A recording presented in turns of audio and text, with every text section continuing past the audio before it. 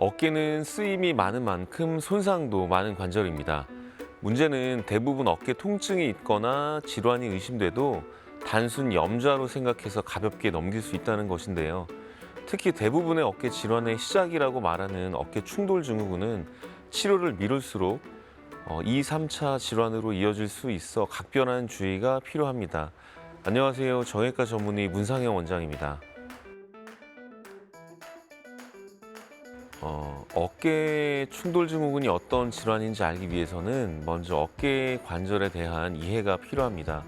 어깨는 우리 몸에서 움직임의 범위가 가장 큰 관절로 움직임이 자유롭고 가동 범위가 큰 대신 우리 몸에서 가장 약하고 불안정한 관절입니다.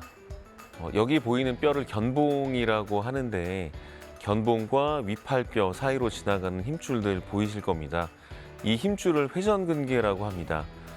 회전근개는 견봉 밑에서 여러 방향으로 수축하면서 팔을 움직이게 하고 위팔뼈를 눌러서 견봉하 간격을 벌려주는 역할을 합니다.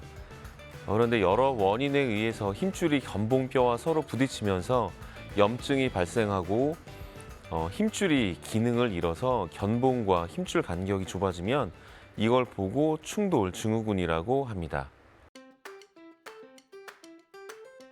팔을 어깨 위로 들어 올리는 동작을 반복적으로 하거나 팔을 일정 각도 이상 지속적으로 움직이게 되면 어깨 구조상 힘줄이 견봉에 부딪힐 수밖에 없습니다. 처음에 문제가 없지만 오랜 기간 반복되면 가벼운 염증부터 시작해서 견봉 뼈가 자라면서 힘줄이 지나가는 길이 좁아지게 됩니다. 그리고 힘줄이 염증으로 그 기능을 잃어 더 이상 위팔뼈를 눌러주지 못하게 되면 2차적으로 힘줄과 견봉의 간격이 좁아져서 더 잘 부딪히게 됩니다. 최근엔 배드민턴이나 수영 등 어깨 움직임이 많은 운동을 즐기는 젊은 사람들에게서도 자주 발생하고 있습니다. 어깨 충돌 증후군이 지속되면 회전근개 염증이 손상으로 발전하고 적절한 치료가 되지 않는다면 회전근개 파열이 발생할 수 있습니다.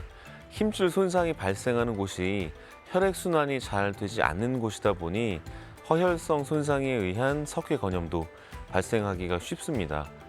통증으로 어깨를 오랜 기간 움직이지 않게 된다면 2차적으로 관절낭이 쪼그라들고 염증이 생기는 오십견 역시 발생할 수 있습니다. 어깨 관절에서 발생하는 질환은 그 종류가 다양하고 빈도도 잦은 편입니다. 그 중에서도 어깨 충돌 증후군은 가장 흔하고 다른 어깨 질환을 연쇄적으로 유발시킬 수 있기 때문에 어깨 질환의 시작이라고 얘기할 수 있습니다. 충돌 증후군의 가장 큰 문제는 치료가 제때 이루어지지 않고 방치된다면 회전근개 파열로 이어질 수 있다는 점입니다. 힘줄과 부딪히는 뼈만 간단하게 갈아내면 끝날 일이 회전근개 파열로 진행이 되면 치료 기간과 재활 기간이 오래 걸리고 재발도 잘하기 때문에 병을 키워서 치료하기보다는 조기에 진단과 치료를 진행하는 것이 매우 중요합니다. 초기에는 보존적 치료를 시행하게 됩니다. 기본적인 약물 치료와 물리 치료, 스트레칭으로 시작해서 주사 치료나 근긴장을 해소하고 정상 운동 범위를 회복하기 위한 재활 치료, 힘줄을 강화하는 운동 치료를 많이 하게 됩니다. 그럼 수술해야죠.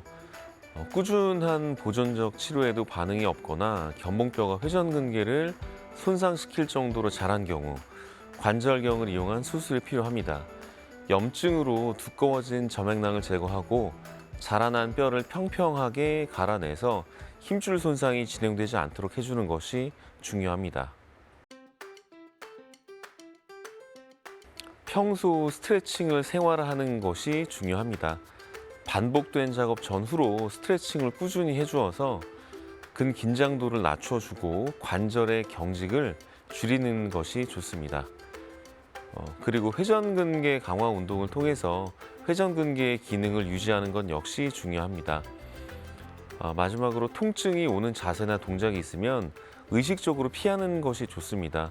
그래야 2차적인 힘줄 손상을 줄일 수 있겠습니다.